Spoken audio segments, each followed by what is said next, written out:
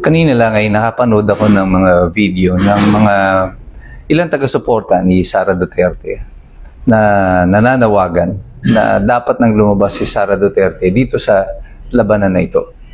Tama ba sila sa kanilang sinasabi? Ito si Attorney Mike Operario, pag-usapan po natin yan.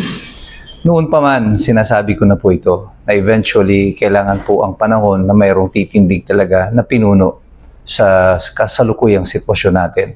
Ang Pilipinas po ngayon ay isang bansang umuusad na parang walang pinuno.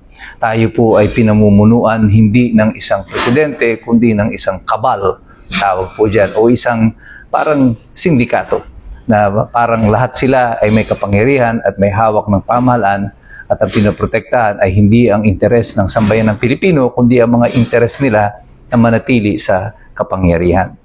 Sa kasalukuyang sitwasyon natin ngayon na lahat ay puro magulo, may kaguluhan sa Kongreso, sa Senado, sa lahat ng ahensya ng pamahalaan, ang ekonomiya ay pabagsak na, ang piso ay lalong bumababa kontra sa dolyar, at marami pang mga nangyayari sa ating bansa, the state of our economy, our diplomatic policy, lahat po ito ay walang sense of direction at the moment. Ang pinaka mabigat po nito sa kasalukuyan, even the opposition to this government is also disorganized. Yan po ang masaklap na katotohanan.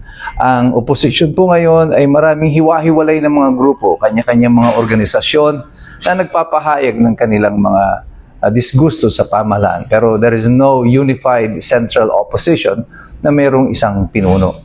At sa tingin ko, isa lamang pong pinuno ang makakapag-unite ng lahat ng movement na ito. Yung lahat ng mga organisasyon na kumukontra sa mga polisi ng administrasyon at paglabag sa karapatan ng mga mamamayan. Kailangan natin ng isang central figure who will be the key figure of the opposition. Historically, ganito po talaga yan. Hindi po pwedeng ang isang movement, ang isang opposition ay walang kinikilala o walang tatayo na figurehead. Ang magiging resulta niyan ay a disorganized movement na walang magiging direksyon. At ito ang gusto ng pamahalaan sa kasalukuyan, manatiling watak-watak ang oposisyon at magkanya-kanya sila ng galaw. Nakikita natin yan pati sa mga rally, may mga nagsasadya sumugod, pag hindi sumugod, sasabihin duwag yung kanyang mga kasamaan. Hindi po tama ang ganitong sistema ng movement kung gusto natin na magkaroon ng resulta ang ating mga pagkilos. Kaya dito po, dahil hindi ko po personal na kakilala si Sara Duterte, sabi ko nga sa inyo, minsan hindi pa kami personal na nagkausap. Pero ito po ay aking personal na opinion kung may paparating sa ating ikalawang Pangulo kay Sara Duterte. Kailangan habang tumitindig na ang maraming mga Pilipino sa labanan na ito, kailangan may tumindig din ng mga pinuno. At si Sara Duterte ang hinihintay ng sambayan ng Pilipino na magsalita dito. Naintindihan ko ang posisyon ni Sara Duterte na ayaw niyang mapagbintangan na mayroon lamang siyang personal na interes sa presidency kaya gusto niya na pangunahan itong movement na ito. Subalit sa kasalukuyan na itong sitwasyon natin ay hindi na natin maiiwasan na since nagdeklara naman siya ng kanyang availability for the presidency, it is about time that she openly declare her opposition vocally na hindi lamang sa Davao ang pagsasalita, kundi pati na rin dito sa Luzon, sa Kamaynilaan, na although malakas ang movement sa Mindanao, sa Visayas, politically, the truth of the matter is the battleground will still be Metro Manila because this is where the seat of power is. Ito ay inevitable. Hindi po natin ito maiiwasan. At kagaya po nung 1985-86, panahon ni Cory Aquino, where Cory Aquino became the central figure of the opposition. Kahit nung after the dayaan, after the election, nung 1986, tumawag ng civil disobedience si Cory Aquino. It was Cory Aquino herself who announced this civil disobedience, and the people followed. Although I respect yung ibang nating mga opposition leaders, kagaya nila Baste, Duterte, nila Mike Defensor, and many others na nagpapahayag ng kanilang disgusto sa pamahalaan. Madam Vice President, it is you. Ikaw ang hinihintay ng sambayan ng Pilipino. We need to stand up right now. You need to stand up right now. At kailangang madinig ang boses mo. The citizenry, ang buong Pilipinas, ay naghahanap ngayon ng pinuno. There is a vacuum in leadership in the Philippines. At naghahanap ang mga mamamayan ng sense of direction. And I think BP Sara can provide that. Not to start a revolution, but at least to guide the people kung saan patungo itong bansa natin sa kasalukuyan. At kung ikaw ay titindig, makakaasa ka, Vice President Sara, at tingin ko, maraming Pilipino ang titindig na kasama mo upang ipagtanggol ang ating bandila at ang Republika ng Pilipinas. Mabuhay po kayo, mabuhay po ang Republika ng Pilipinas. Kanina po ay napanood ko yung statement ni Franco Mabanta ng PGMN kaugnay ng kasong isinampa di umano ng kampo ni Martin Romualdez laban sa kanya for extortion. At the onset, noon pa man sinabi ko, hindi ako naniniwala na dito sa kaso na ito na isinampa laban kay Franco Mabanta ng extortion. Principally because it doesn't make sense, ano? Bakit ka mag-i-extort kay Martin Romualdez gayong alam mo na merong isasampa na kaso sa ombudsman laban kay Martin Romualdez? So even if you don't release yung iyong video expose, wala na siyang silbi because there is already a case that has been filed in the office of the ombudsman. So wala talaga siyang sense. So this story doesn't make sense at all. So it's either hindi ako naniniwala na totoong sinampahan ng kaso itong si o hindi nag-i-extort itong si Franco Mabanta, or that the entire scenario of a setup is just, orchestrated. Well, noon pa man sinasabi ko na kahapon lang or the other day, nag-release ako ng video kung paano napapansin natin ngayon that the narrative is now being switched to Martin Romualdez. It's a full-scale assault to Martin Romualdez. Pero sa tingin ko, ang purpose niyan is just to divert the story palayo kay Bongbong Marcos. I even mentioned na si Vico Soto, apparently, parang ginagamit na dito, na i-divert ang storya papunta kay Martin Romualdez. At siya na talaga isasakripisyo just to say Bongbong Marcos. I also told you in that video that even the PGMN story is now being used, I think, to divert the story away from Bongbong Marcos at papunta kay Martin Romualdez. I agree with PGMN that Martin Romualdez has something to do with this, but I disagree that the buck stops at Martin Romualdez's door. Hindi kay Martin Romualdez humihinto ito. So balit sa ngayon, ang storya ng PGMN, nila Vico Soto, ng mainstream media, ay patungo na doon sa direksyon na ito na sinusuportahan na si Martin Romualdez ay may kagagawa nito. Mababasa niyo ito mismo sa pahayag ni Franco Mabanta na matapos siyang birahin si Martin Romualdez, bigla siyang kumambyo.